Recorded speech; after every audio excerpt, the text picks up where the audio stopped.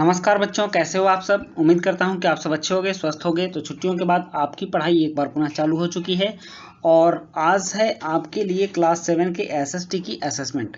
बच्चों, मैं एक नोटिस आपको देना चाहता हूं कि हमारे चैनल पर आपके लिए सारी सब्जेक्ट उपलब्ध रहते हैं।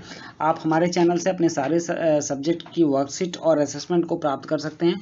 और आप ही नहीं, क्लास 6 to 10 छठी से 10वीं तक की सारी वर्कशीटें रहती हैं, इसलिए आप हमारे साथ बने रहिए और सारी वर्कशीट एक जगह से ही आप हल कर सकते हैं।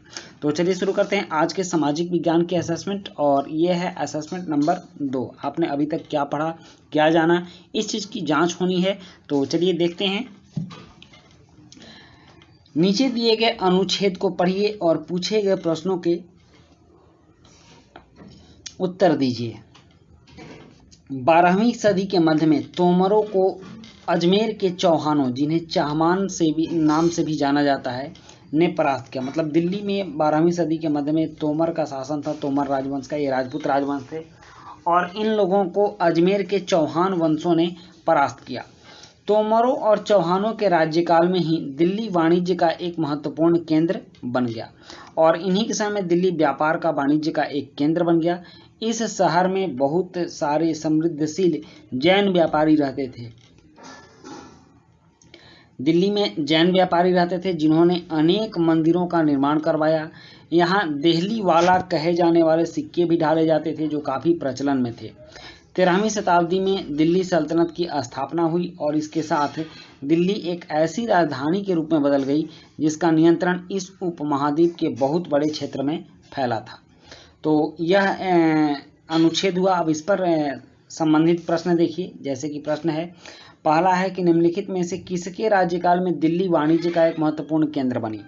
तो चौहान और तोमर के राज्यकाल में, तो बी आंसर इसका सही होगा।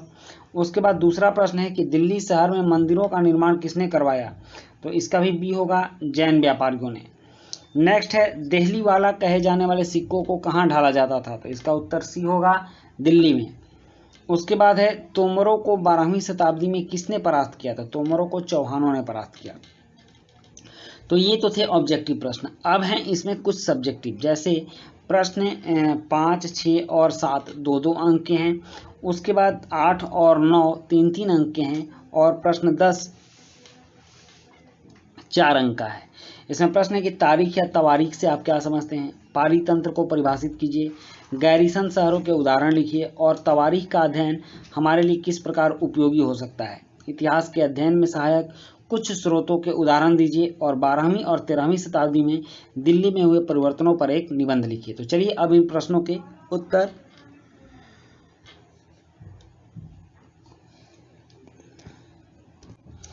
प्रश्न 5 है कि तारीख या तवारीख से आप क्या समझते हैं। तो इसका उत्तर है, यह अरबी भाषा में तिथि शब्द का बहुवचन रूप है जिसका अर्थ हुआ तिथियां। उसके बाद प्रश्न 6 है, पारीतंत्र को परिभाषित कीजिए।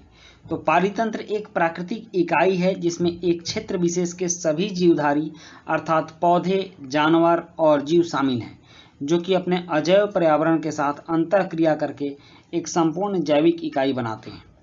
उसके बाद प्रश्न 7 है, गैरीसन शहरों के उदाहरण लिखिए। तो गैरीसन शहर थे सिंध और बंगाल। नेक्स्ट है, तवारीख का अध्ययन हमारे लिए किस प्रकार उपयोगी हो सकता है। तो इसका उत्तर है, तवारीख में सल्तनत काल के सुल्तानों के बारे में कुछ बातें लिखी गई हैं, जैसे कि वह शासन कैसे करते थे, उनका रहन सहन कैसा होता था, अन्य राज्यों के साथ उनका संबंध कैसा होता था। इन सभी बातों से हमें इतिहास की जानकारी प्राप्त हो सकती है। तो यह उपयोगी है तवारीख का अध्ययन। उसके बाद प्रश्न 9 है कि इतिहास के अध्ययन में सहायक कुछ स्रोतों के उदाहरण लिखिए। तो इतिहास के अध्ययन के लिए सिक्के, अभिलेख और तत्कालीन लेखकों द्वारा लिखी गई पुस्तकें महत्वपूर्ण स्रोत हैं। प्रश्न 10 है कि 12वीं एवं 13वीं शताब्दी में दिल्ली में हुए परिवर्तनों पर एक निबंध लिखिए। तो आप पूरे अनुच्छेद को लिख दीजिए, वो आपका आंसर हो जाएगा। जैसे कि 12वीं सदी के मध्य में तोमरों को अजमेर के चौहान ने परास्त किया। तोमरों और चौहानों के राज्यकाल में ही दिल्ली वाणिज्य का एक महत्वपूर्ण केंद्र बन गया।